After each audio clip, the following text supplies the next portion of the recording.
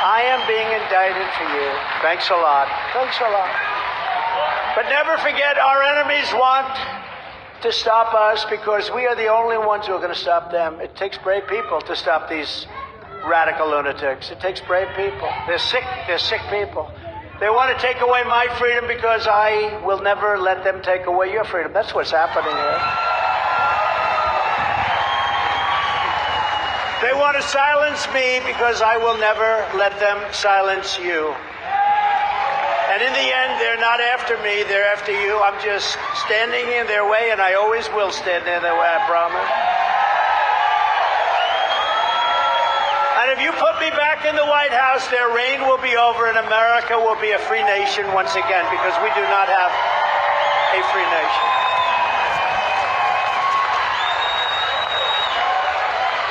And from my first day in office, I will appoint a special prosecutor to study each and every one of the many claims being brought forth by Congress, and they're doing a good job.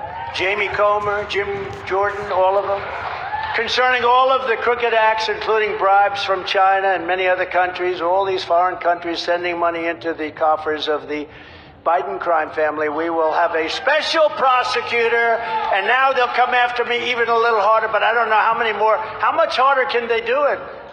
I should have 4 by sometime next week. I never heard, I went to the Wharton School of Finance. We never studied indictment. We never studied arrest. We never studied prison. These are sick people we're dealing with. It's often said that Republicans don't fight hard enough, and I happen to agree, but they never said that about Trump. And you have some Republicans that are fighting very hard now, I have to tell you. But you're going to see that on my first day in the presidency. The deep state is destroying our nation, but the tables will turn very quickly, and we will destroy the deep state.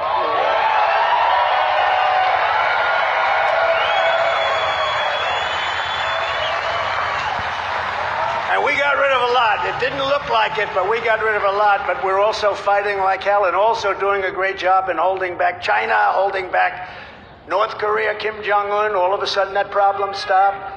Russia would have never gone in. China would not be talking about Taiwan right now. We did a great job. I mean, when you think about it, we did a job that very few people have done, on top of the greatest economy ever, strongest border ever, all of these things. And we had this stuff hanging over our head all the time. That's all they do. They're the party of misinformation and disinformation. In just 4 short years, we already achieved more than any administration, probably in the history of our country. We delivered the largest tax cuts and regulatory cuts by far in history, and likewise, we built the greatest economy in history. We achieved energy independence and would have shortly gained energy. We were going to be dominant, energy dominance for the first time ever. We had gas prices at $1.87 a gallon. After years of bitter betrayals, you really have high prices here. Your electric costs are about the highest in the country. Good luck with your electric cars, everybody. How dumb is that? And they're sitting all over the place. Nobody wants them. How crazy. Let somebody, if you want an electric car, you buy an electric car.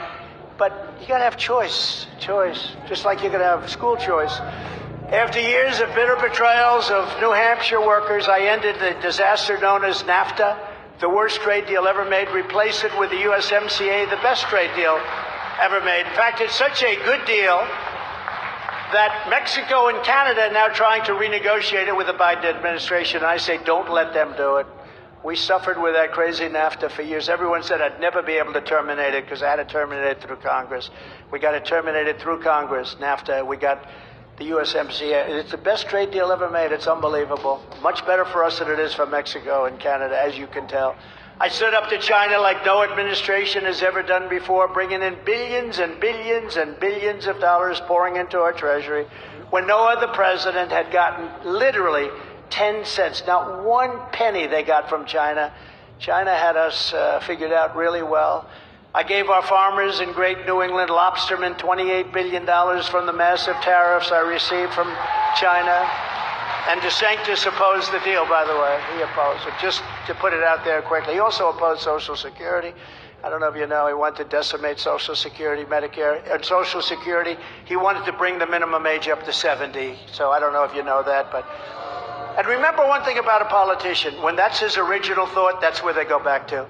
They may come up here and talk to you, oh, I love Social Security. No, he voted 3 times to terminate and decimate it. We appointed over 300 federal judges and 3 great Supreme Court justices. And how about the ruling last week where they say that if you get great marks, you go to college first? There's no more crazy discrimination and other things. Nobody thought that was going to happen. And last year, those justices ruled to end Roe v. Wade. They ruled to end Roe v. Wade. Now, I have to tell you, we have to talk about it because it, energizes the other side a little bit, and it's not good. But just so you understand it, how to talk about it. Now, pro-lifers have a tremendous power to negotiate. You had no power whatsoever. They could kill the baby at any time they wanted. They could kill the baby whenever they wanted. This moves the issue back also to the states, where all legal scholars want it back in the states. But you have tremendous power to negotiate. Like Ronald Reagan, before me, I support the 3 exceptions. You have to go with your heart, but I support for rape, incest, and for the life of the mother. I do that, and a lot of people do. Big portion do. And remember this, the Democrats, though, we're not the radicals. They're the radicals because they're willing to kill babies in their 5th, 6th, 7th, 8th, 9th month, and even after birth. So if you remember that, and the exceptions, in my opinion, are important, in my opinion, but you have to go with your heart. But we did something that was amazing. For 50 years, they've tried to get it out. They wanted it back in the states. All legal scholars on both sides wanted it back in the states. But you now have a tremendous power to negotiate something that's going to be good and going to be lasting. And it was a tremendous achievement, But just remember, they were the radicals. They try and make you into radicals and monsters. They were the radicals because they were killing babies in 5th, 6th, 7th, and nobody on either side wants that to happen. They did a poll of Democrats the 9th month. They had like nobody. So you have to remember, so you're in a very good position. You have the power now of negotiation. We gave you something that was really a fantastic thing that most people thought couldn't be done, and now you have to use it wisely. They're the extremists, not us, and we created the most secure border in U.S. history. We built nearly 500 miles of border wall. We got Mexico to give us 28,000 soldiers free of charge. Remember when they said, oh, Mexico didn't pay? Mexico gave us 28,000 soldiers free of charge. That's a lot more than a little bit for the wall and a lot less complicated. I said to the president, a lot of people are coming in from Mexico. The cartels are bringing in really bad people. You have to give us soldiers. No, I will not do that. I said, no, you have to. How many do you need? 28,000. Well, that's a lot. That's a lot of soldiers.